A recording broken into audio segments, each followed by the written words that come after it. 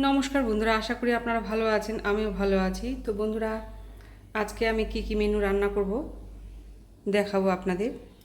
তো আজকে রান্না করব আলু পটল আর ছোলা দিয়ে একটা তরকারি করব, অরহর ডাল করব।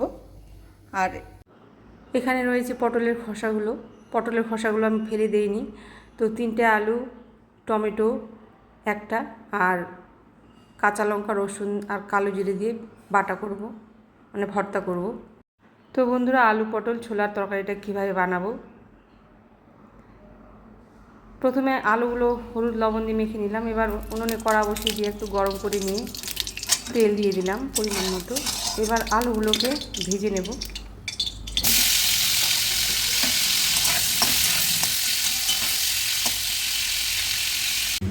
আলু পটল ভেজে নিয়েছি। প্রায় ওই তেলের মধ্যে দিয়ে দেবো একটা তেজপাতা, একটা ছোটো দারচিনির টুকরো আর একটু সাদা এলাচ।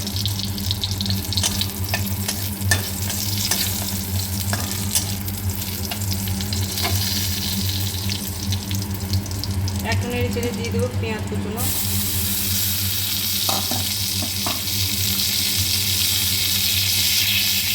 এবার পেঁয়াজগুলোকে লাল লাল করে ভেজে নেব।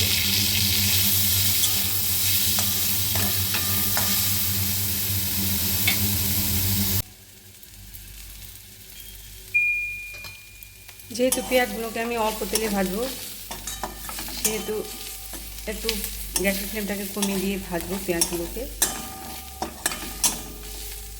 আর একটু ভেজে নিয়ে দিয়ে দেবো কেটে রাখা টমেটো।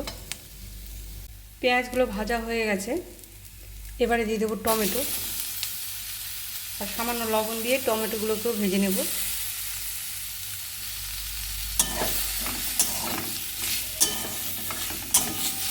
সামান্য একটু সাঁতরে নেব টমেটোগুলোকে, তাহলে তরকারিটা কিন্তু টেস্টি হবে।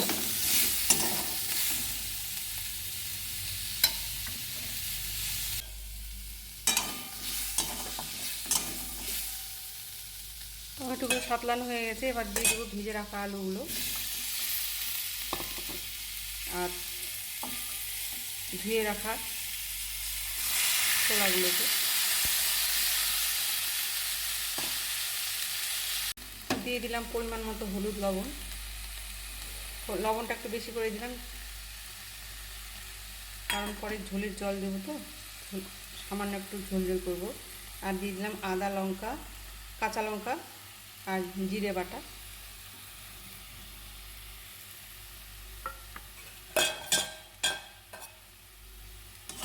এবার একটু নেড়ে চেড়ে সামান্য জল দিয়ে ঢেকে দেবো।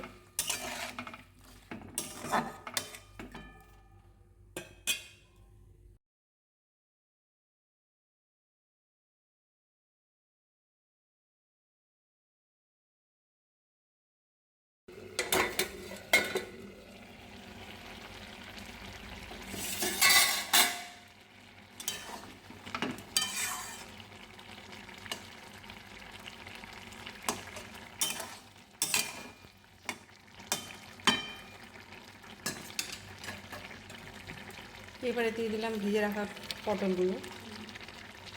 এবার 2 মিনিটের মতো ভালোভাবে কষে নেব। 2 মিনিট ভালোভাবে কষানো হয়ে গেলেই দিয়ে দেব মিক্সড মশলা, সবজি মশলা। এবার আবার একটু নেড়ে চেড়ে ভালোভাবে মিশিয়ে নিয়ে দিয়ে দেব পরিমাণ মতো ঝোলের জল। ঝোলের জল ভালোভাবে ফুটে উঠলেই ওঠানোর আগে আগে দিয়ে দেব গরম মশলা গুঁড়ো। গরম মশলা গুঁড়ো দিয়ে গ্যাস অফ করে দিলেই রেডি রান্না। তো ভাতও বেড়ে নিয়েছি।